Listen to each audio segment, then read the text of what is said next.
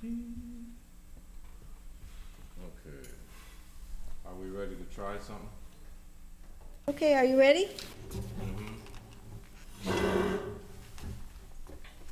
So I'm going to give you a number, and then you can start to play.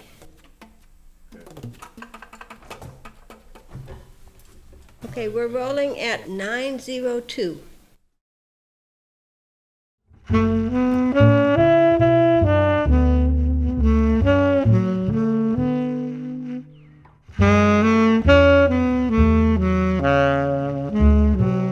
My name is Mike Allen. I'm a tenor saxophone player from Vancouver.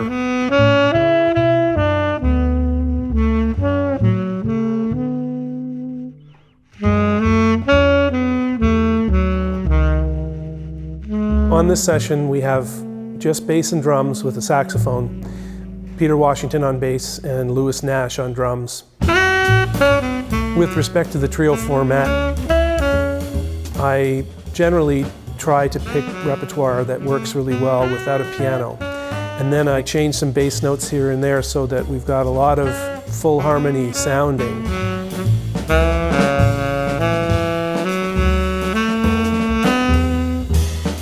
The other thing is that we just came together today to play, so I wanted to make sure everything was easy. I didn't want us to have to rehearse.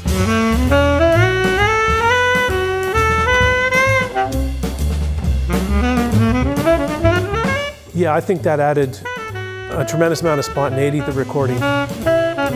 This particular session had the feeling almost of a live gig.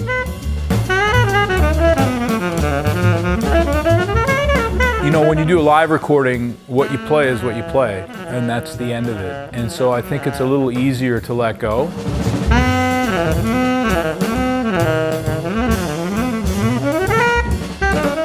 It's also easier in a live setting to get to a certain place. You're feeding off a crowd, you're feeding off a vibe.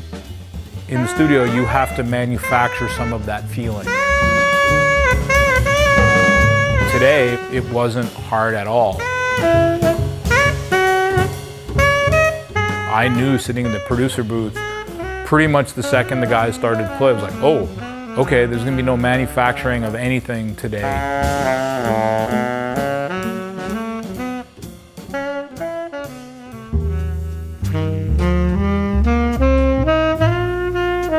One of the pitfalls of living in a Canadian city on the edge of the continent is that we don't get the chance to play with American players that often.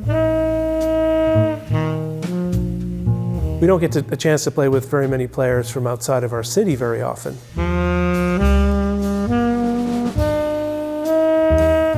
For my whole career, it has been about collaboration and about introducing people that were really important to me in my formative years.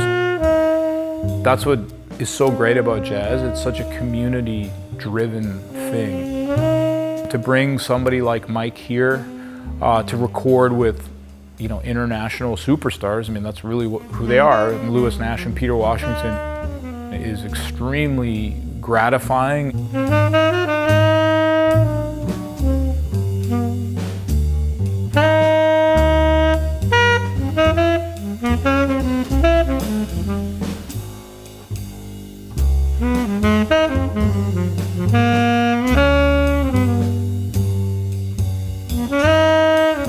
This was an important experience for me to see how my playing meshed with their playing.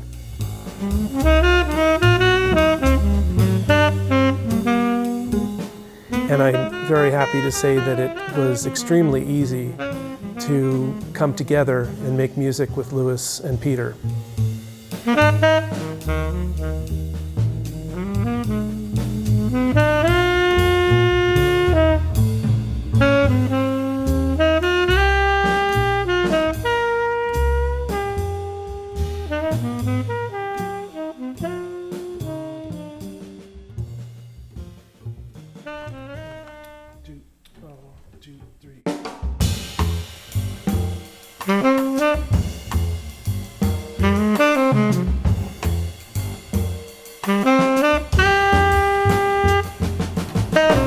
And there were two records that were very influential to anybody living in Vancouver around, 1999, 2000, 2001, in that area. The first one was the Brad Turner Quartet featuring Seamus Blake, and the second one was Mike Allen, Changes. Mike is not that much older than me, but at that time, the age gap seemed much greater. And Mike Allen, quite simply, was a hero of mine. That record really spoke to me. And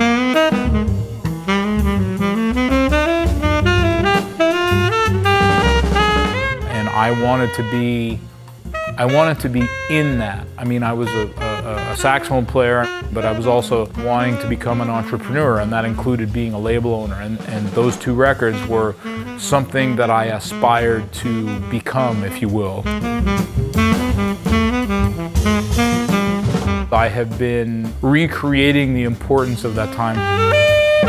And we recorded Brad with that exact band, Seamus, a couple of weeks ago. Now we're in New York City with Mike Allen, recording with two other dear friends, Lewis Nash and Peter Washington. So it's kind of full circle, if you will.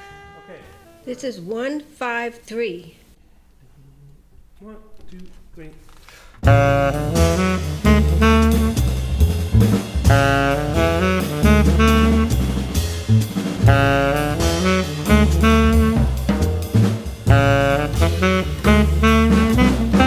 I am sitting in the studio of Rudy Van Gelder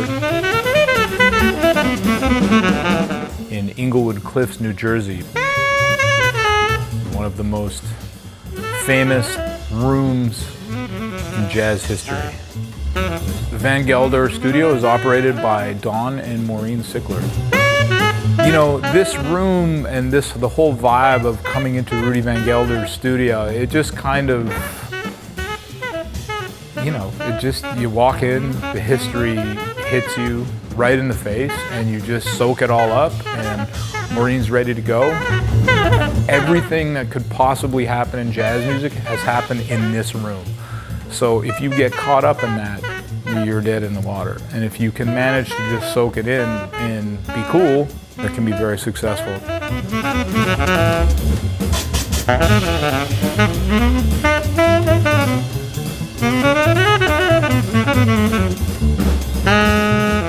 And that's a big testament to Don and Maureen for what they provide here. It's also a testament to the musicians that can handle that.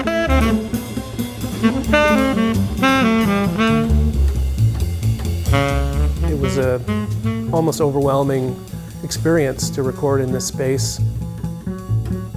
I could hear echoes of all the great records that I've heard over the years that have been recorded in this space when I was playing, and it was not at all distracting. Actually, it aided and motivated and inspired.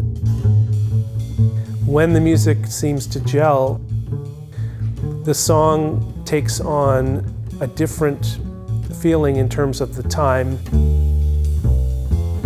I feel like I'm playing the whole song at one moment.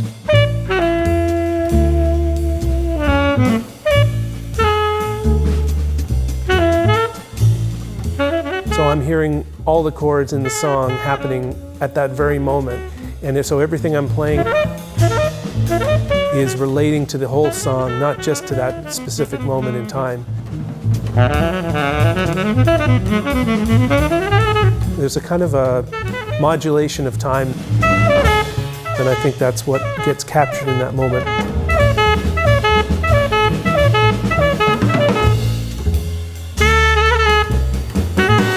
It's a mind-blowing experience to record in this space. I'm grateful to Corey and to the other people that made this recording.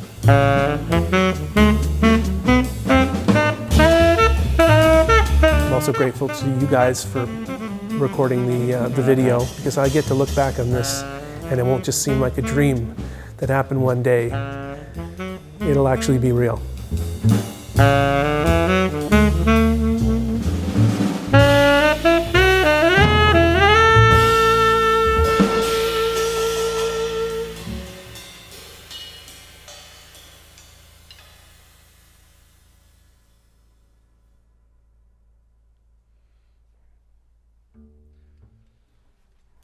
I'm happy with